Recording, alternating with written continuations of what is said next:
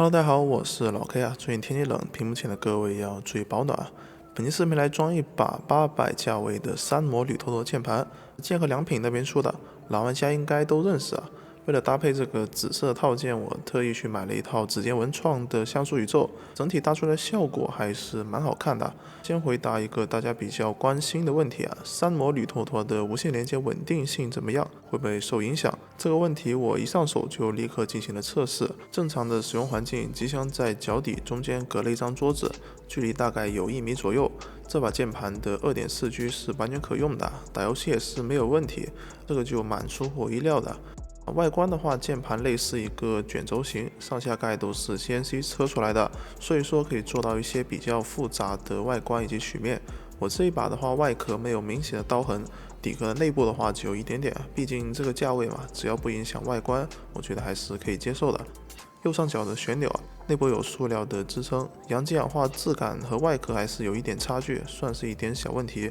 键盘的重量在铝头头里面算是比较轻的一类，单套件的话是950克啊，你也不能说它偷工减料吧，毕竟是一块铝车出来的，更薄的外壳就意味着更长的加工时间和走到路径，同时加工曲面也需要更多的精加工步骤。正好我最近也在学数控加工啊，对这个还是蛮有感触的。键盘内部的配置做的就比较量产化了 ，PC 定位板用的是硅胶垫片，也不能说硅胶不好吧，对比破窿垫片的老化问题会更加缓慢，但就声音表现来说啊，这把键盘的外壳共振还是蛮明显的，有点像我之前的可创 Q1 刚到手的状态。不过官方也是有准备有全破的声音包，49块钱也不算贵，但这个东西还是一步到位，体验感会更好一些。轴座是凯华的，兼用五角轴。无线方案用的是昂瑞的 HS6620，PCB 板上没有做开槽啊，整体的量产味道还是非常浓。电池容量是3300毫安，估计关灯的话半个月左右吧。轴体方面，组件区我用的是 RK 的星辰轴，45克触发，提前触底。这款轴体以后也会用在 RK 的高性价比键盘上，定价肯定也不会高啊。手感方面做的都还可以啊，就是回弹有点散，上盖的润滑做的不是很到位。大件的话，我用的是这个瓦斯外设的墨蓝轴。这个轴的话是 PON 的底壳和 POK 轴心，提前触点，但不是提前触发。触点的声音会比这个星辰轴更加的集中好听一些，所以我就放在了大键位。两款轴体的触发压力都是一样的，45克。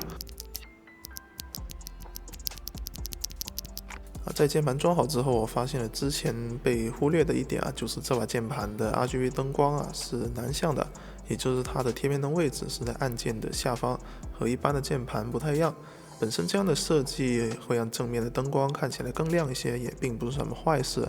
但正好这套指尖文创的键帽啊，正面是遮光的，正好就把这个灯光给挡住了，就没有办法发挥这套键帽的全部实力啊，也是我当初购买这套键帽的时候没有考虑周到。整体看起来，这把键盘我个人觉得还是蛮适合新手入门的。作为一把铝头头，有着非常不错的无线连接，微型轴的出厂状态也还可以，不用进行过多的调教。就是声音包的话没有自带，这个是一个比较大的槽点，还需要额外加钱去购买。而且不加声音包的话，套件的出厂状态共振就比较明显。如果按照我这样去装的话，一套下来差不多是1300块钱，也不能算便宜了。预算足够，看上眼了，还是可以入手的。那以上就是本期视频的全部内容，感谢大家观看，我们下期视频再见，拜拜。